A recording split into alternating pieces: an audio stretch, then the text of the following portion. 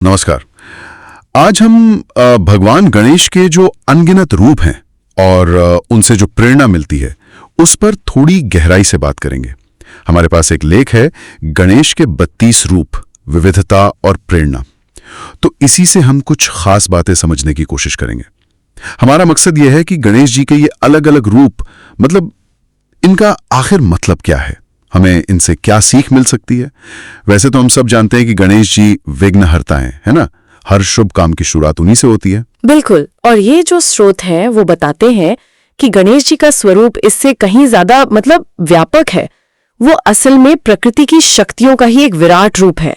जैसे पुराने ग्रंथ हैं, मुग्दल पुराण, गणेश पुराण, इनमें गणेश जी के 32 मंगलकारी रूपों का जिक्र है। और कमाल की बात यह है कि कितनी विविधता है, एक छोटे बच्चे से लेकर फिर शक्तिशाली योद्धा, योगी, यहाँ तक कि नर्तक रूप भी। हाँ, और लेख में एक बड़ी दिलचस्प बात बताई गई है कि कर्नाटक में मैसूर के पास नंजनगुड शिव मंदिर है।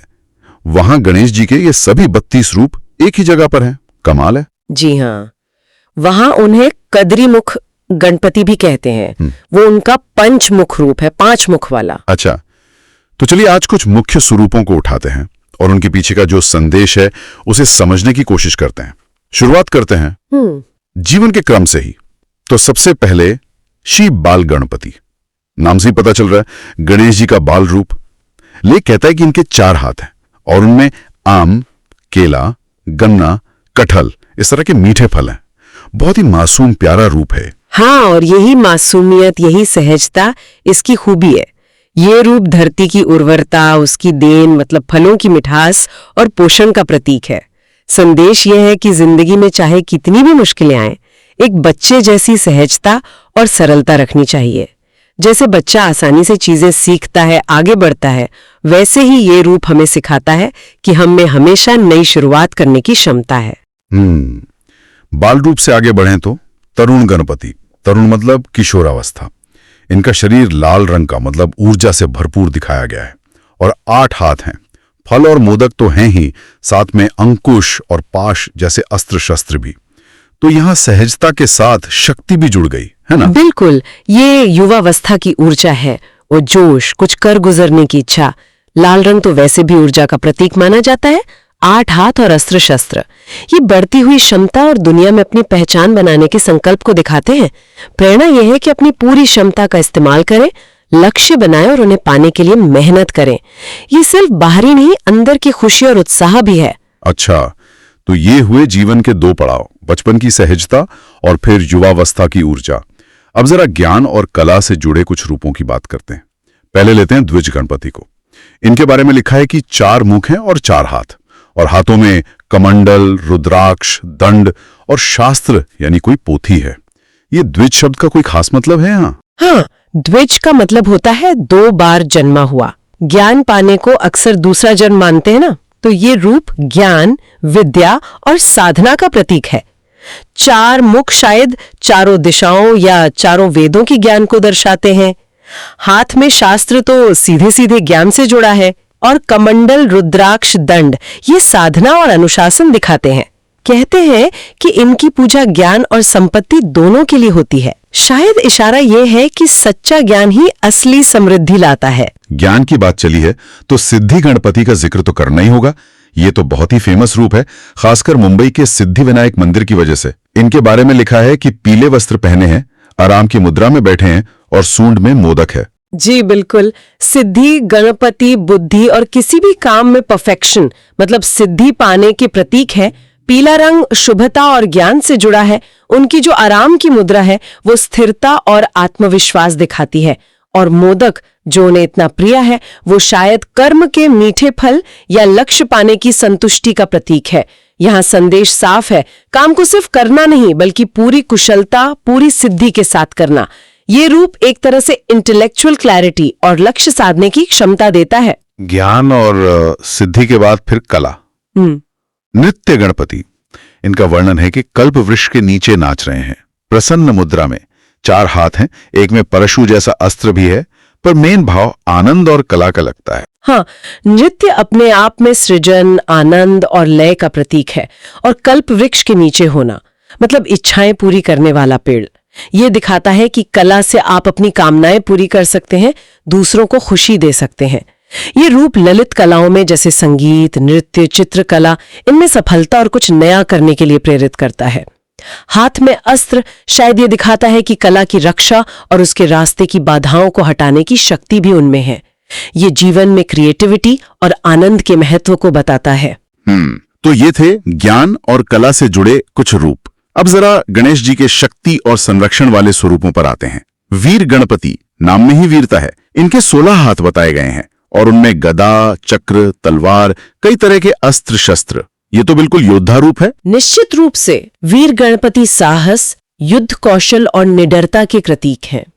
16 हाथ उनकी अपार शक्ति दिखाते हैं कि वो हर दिशा में रक्षा कर सकते हैं। ये रूप सिर्फ बाहरी दुश्मनों से लड़ने के लिए नहीं है, बल्कि हमारे अंदर की जो बुराइयां हैं, अज्ञान है, डर है, उन पर जीत पाने के लिए भी प्रेरित करता है। संदेश यही है, पूरी क्षमता से लड़ो, डटे रहो और हार मत मानो। शक्ति का एक और रूप है शक्ति गणपति। इसमें गणेश जी अपनी शक्ति मतलब देवी सहचरी के साथ हैं। 4 हाथ हैं और एक हाथ अभय मुद्रा में है, आशीर्वाद देता हुआ, डर दूर करता हुआ। यह शक्ति का क्या मतलब लें, देवी या अपनी अंदरूनी शक्ति? अच्छा सवाल है ये। यहाँ शक्ति दोनों का प्रतीक है। एक तो देवी सहचरी के साथ उनकी पूर्णता दिखती है, और दूसरी तरफ यह हर इंसान के अंदर जो असीम आंतरिक शक्ति है उसका भी प्रतीक है। अभय मुद्रा इसी अंदरूनी शक्ति को जगाने और डर पर काबू पाने का आशीर्वाद है। यह हमें याद दिलाता है कि असली ताकत सिर्फ शारीरिक नहीं, मानसिक और आध्यात्मिक भी होती है, और उसका सही इस्तेमाल जरूरी है। अब एक बहुत ही अनोखा रूप आता है हिरंब गणपति। 5 सिर और सवारी भी शेर की। 10 हाथ हैं जिनमें कई चीजें और अस्त्र हैं। स्रोत बताते हैं कि इन्हें कमजोरों का रक्षक कहा जाता है। ये 5 सिर और शेर की सवारी, इसका क्या रहस्य हो सकता है? हिरंब गणपति वाकई बहुत खास रूप हैं। 5 सिर हो सकता है 5 इंद्रियों पर कंट्रोल या 5 महाभूतों पृथ्वी, जल, अग्नि, वायु, आकाश पर अधिकार का प्रतीक हो। शेर पर सवारी उनकी राजसी शक्ति, निडरता और कंट्रोल को दिखाती है, और उन्हें दुर्बलों का रक्षक कहना बहुत मायने रखता है। यह हमें प्रेरणा देता है कि जिसके पास शक्ति है उसे उसका इस्तेमाल कमजोरों की रक्षा करने और उन्हें आत्मनिर्भर बनाने में करना चाहिए। ये डर पर जीत पाने और दूसरों को सहारा देने का प्रतीक है। संरक्षण की बात चल ही रही है तो संकष्टहरण गणपति का नाम कैसे भूल सकते हैं? नाम ही काफी है, संकटों को हरने वाले। लेख कहता है कि ये रूप डर और दुख दूर करता है। वे अपनी शक्ति के साथ है और एक हाथ वरद मुद्रा में है, मतलब वरदान देने वाली मुद्रा में। बिल्कुल, ये रूप हमें जीवन की एक सच्चाई याद दिलाता है कि संकट और मुश्किलें तो आएंगी ही, लेकिन उनसे निकलने का रास्ता और ताकत भी हमारे अंदर ही है या आसपास मौजूद है। वरद मुद्रा इसी भरोसे का प्रतीक है कि मदद मिलेगी, हल निकलेगा। ये रूप मुश्किल वक्त में हिम्मत देता है। ये विश्वास दिलाता है कि कोई भी संकट हमेशा के लिए नहीं होता, उससे उभरा जा सकता है। चलिए अब कुछ ऐसे स्वरूपों पर बात करते हैं जो जीवन के थोड़े गहरे, दार्शनिक या यूं कहें कि लौकिक पहलुओं से जुड़े हैं। जैसे एक दंत गणपति। इस रूप की खास बात है कि इनका पेट मतलब उदर बाकी रूपों से बड़ा दिखाया गया है। इसका क्या मतलब है? हाँ, लंबोदर यानी बड़े पेट वाला होना तो गणेश जी की पहचान ही है। एक दंत रूप में ये और साफ दिखता है। बड़ा पेट उनकी सब कुछ अपने अंदर समा लेने की क्षमता दिखाता है। ज्ञान, रहस्य, ब्रह्मांड की शक्तियां, अच्छा बुरा सब। यह हमें सिखाता है कि जीवन के हर अनुभव को स्वीकार करो, उसे पचाओ और अपनी कमियों पर अटके रहने के बजाय अपनी खूबियों को बढ़ाओ, जड़ता तोड़कर आगे बढ़ो। एक टूटा हुआ दांत, एक दंत, त्याग और ज्ञान के लिए किए गए बलिदान का भी प्रतीक माना जाता है। इसी तरह लक्ष्मी गणेशी का रूप है। यहाँ गणेश जी अपनी दोनों पत्नियों बुद्धि और सिद्धि के साथ हैं। 8 हाथ हैं, एक अभय मुद्रा में और एक हाथ में तोता भी बैठा है। इन्हें लक्ष्मी गणेशी क्यों कहा गया? यहाँ लक्ष्मी का मतलब सिर्फ पैसा नहीं, बल्कि हर तरह की समृद्धि और संपन्नता है। ज्ञान की, कला की या भौतिक सुखों की भी।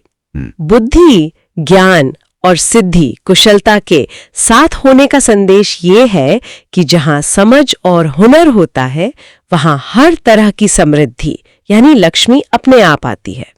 तोता जो अक्सर बोलने और कम्युनिकेशन का प्रतीक होता है, वो शायद बताता है कि सही संवाद और ज्ञान का फैलाव भी समृद्धि लाता है। ये रूप उपलब्धियां पाने और किसी चीज में महारत हासिल करने के लिए प्रेरित करता है। और आखिर में योग गणेशपति, नाम से ही पता चल रहा है इस रूप में गणेश जी योगी की तरह ध्यान मुद्रा में बैठे हैं, मंत्र जाप कर रहे हैं।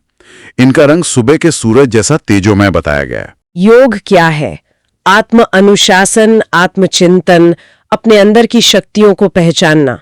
योग गणपति का रूप हमें इसी अंदरूनी यात्रा के लिए प्रेरित करता है।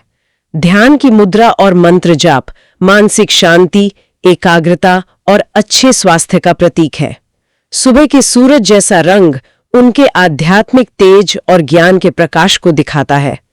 ये रूप हमें बाहरी दुनिया की भागदौड़ के बीच अपने अंदर झांकने, अपनी ऊर्जा को संतुलित करने और परम शांति महसूस करने की प्रेरणा देता है। तो हमने देखा गणेश जी के बचपन से लेकर युवावस्था, फिर ज्ञान, कला, शक्ति, संरक्षण और फिर जीवन के गहरे दार्शनिक पहलू, इन सबसे जुड़े कुछ स्वरूपों को समझा। बालक से योद्धा, योगी से नर्तक, ज्ञानदाता से संरक्षक, मतलब कितने अलग अलग आयाम हैं। ये सिर्फ अलग अलग मूर्तियां या तस्वीरें नहीं हैं, ये तो जीवन को अलग अलग तरीकों से देखने और जीने के तरीके बता रहे हैं, है ना? आपने बिल्कुल सही पकड़ा। यही विविधता गणेश जी की यूनिवर्सल अपील और रेलेवेंस को दिखाती है। वो किसी एक काम या भूमिका में बंधे नहीं है। जीवन का कोई भी पहलू हो, कोई भी चुनौती हो, कोई भी इच्छा हो, गणेश जी का कोई ना कोई रूप उससे जुड़ता है और हमें गाइडेंस या शक्ति देता है। जैसा हमने शुरू में कहा था, वो शुरुआत की बुद्धि भी देते हैं और काम पूरा करने की सिद्धि भी। ये सारे रूप इसी बात को कहलाते हैं। ये सोचना बड़ा दिलचस्प है कि कैसे एक ही देवता इतने सारे इंसानी अनुभवों, भावनाओं और जरूरतों का प्रतीक बन सकता है। यहाँ एक विचार आता है मन में कि जैसे गणेश के इतने सारे रूप जीवन की अलग अलग भूमिकाओं, शक्तियों, संभावनाओं को दिखाते हैं, क्या हम अपने अंदर भी ऐसी ही कई क्षमताओं को नहीं देख सकते? क्या बता हम सब में एक बाल गणपति की सहजता हो, एक वीर गणपति का साहस, एक नृत्य गणपति की कलात्मकता और एक योग गणपति की शांति, सब कुछ छिपा हो? कि मल्टी डायमेंशनल क्षमता का ही एक आईना है। हम अक्सर खुद को किसी एक रोल या पहचान में बांध लेते हैं, जबकि हमारे अंदर न जाने कितनी संभावनाएं होती हैं। इन स्वरूपों से प्रेरणा लेकर हम यकीनन अपनी उन अंदरूनी शक्तियों को पहचान सकते हैं, उन्हें निखार सकते हैं और जरूरत पड़ने पर सही समय पर उनका इस्तेमाल कर सकते हैं। सवाल ये उठता है कि हम अपनी किस क्षमता को कब और कैसे जगाना चाहते हैं। बिल्कुल।